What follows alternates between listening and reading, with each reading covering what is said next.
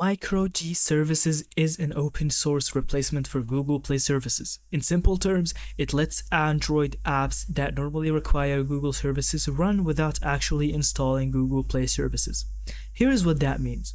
Google Play Services runs in the background on most Android phones. It handles things like app notifications, Google Maps inside apps, Google account login, location services, push notifications, Firebase.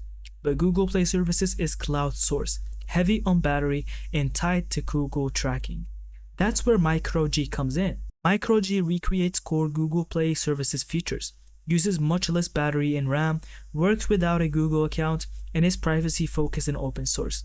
It's commonly used on custom ROMs, Lineage OS, EOS, Graphene OS, de-Googled phones, apps like YouTube Vans, Revans, users who want Android without Google tracking.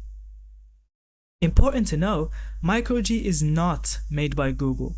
It does not support every Google feature perfectly. Some apps may still refuse to work.